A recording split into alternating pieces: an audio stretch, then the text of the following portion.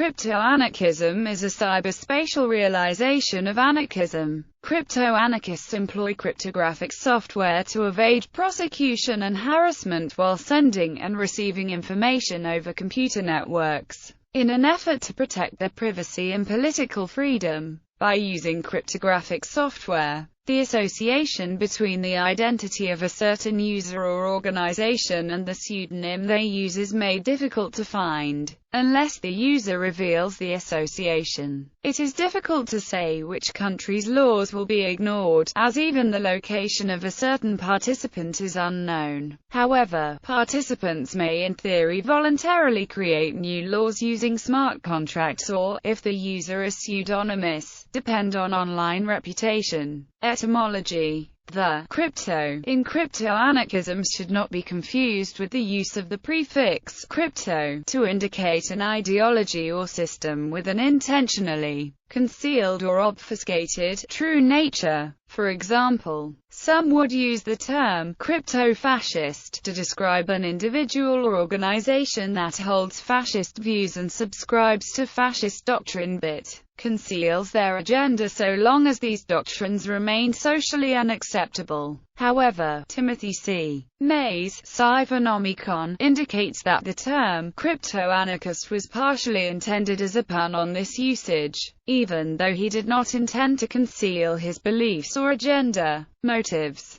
One motive of crypto-anarchists is to defend against surveillance of computer networks communication. Crypto-anarchists try to protect against government mass surveillance, such as PRISM, tempora, telecommunications data retention, the NSA warrantless surveillance controversy, Room 641A, the FRA and so on. Crypto-anarchists consider the development and use of cryptography to be the main defense against such problems, as opposed to political action. A second concern is evasion of censorship, particularly internet censorship, on the grounds of freedom of expression. The programs used by crypto-anarchists often make it possible to both publish and read information off the internet or other computer networks anonymously. For example, Tor, I2P, Freenet and many similar networks allow for anonymous, hidden, web pages only accessible by users of these programs,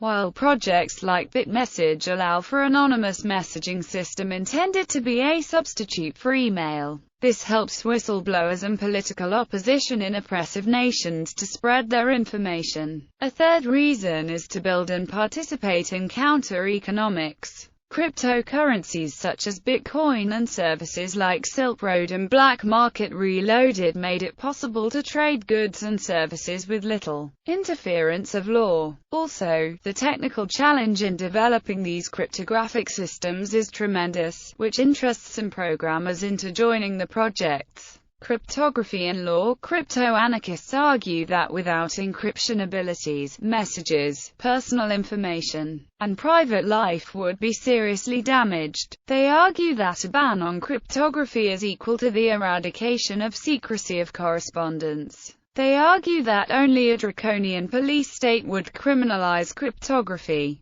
It is already illegal to use it in some countries, and export laws are restrictive in others. Citizens in the United Kingdom must, upon request, give keys for decryption of personal systems to authorities. Failing to do this can result in imprisonment for up to 2 years, without evidence of other criminal activity. This legislative key surrender tactic can be circumvented using automatic rekeying of secure channels through rapid generation of new, unrelated public and private keys at short intervals. Following rekeying, the old keys can be deleted, rendering previously used keys inaccessible to the end user, and thus removing the user's ability to disclose the old key, even if they are willing to do so. Technologies enabling this sort of rapidly rekeyed encryption include public key cryptography, hardware PRNGs, perfect forward secrecy, and opportunistic encryption.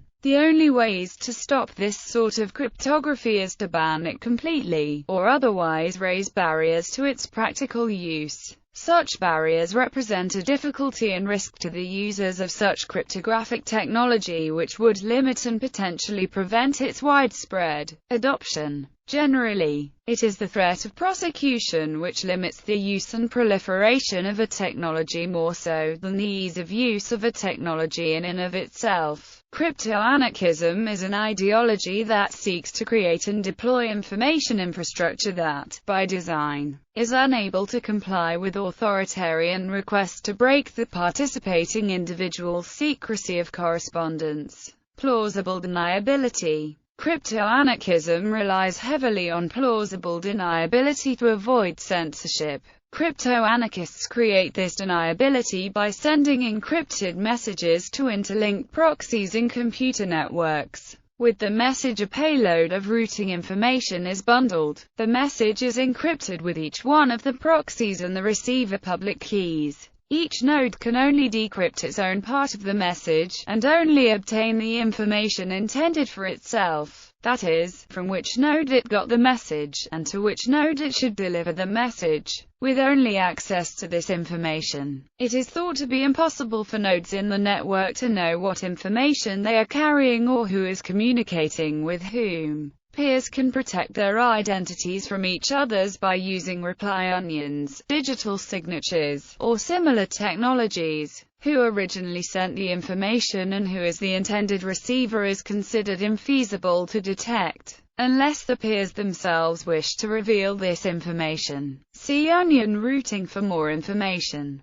Thus, with multiple layers of encryption, it is effectively impossible to know who is connected to any particular service or pseudonym. Because summary punishment for crimes is mostly illegal, it is impossible to stop any potential criminal activity in the network without enforcing a ban on strong cryptography. Deniable encryption and anonymizing networks can be used to avoid being detected while sharing illegal or sensitive information that users are too afraid to share without any protection of their identity. The information being shared could be anything from anti-state propaganda, whistleblowing, narcotics distribution, trafficking, criminal activity, as well as reports from political dissidents or anonymous monetary transactions. Anonymous trading, untraceable, privately issued electronic money and anonymous internet banking exists in these networks. Digital Monetary Trust and Yodel Bank were examples of two such anonymous banks that were later put offline by their creators. eCash is a bank currently operating in the Tor network, and Pecunix is an anonymous gold bank operating on the Internet. Ucash is an e-money network.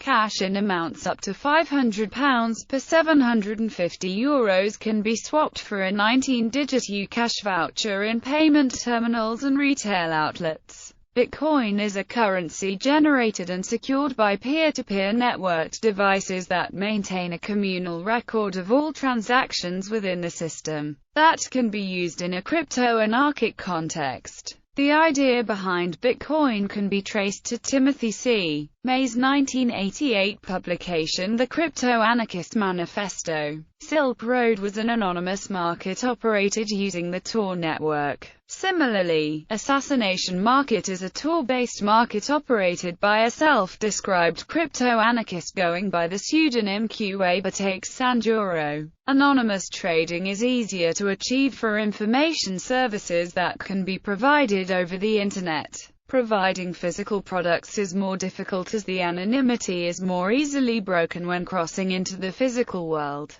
The vendor needs to know where to send the physical goods, and traceable money makes it possible to ignore some of the laws of the physical world, as the laws cannot be enforced without knowing people's physical identities. For instance, tax on income for online services provided via the crypto-anarchist networks can be avoided if no government knows the identity of the service provider. In his work, The Ciphernomicon, Timothy C. May suggests that crypto-anarchism qualifies as a form of anarcho-capitalism.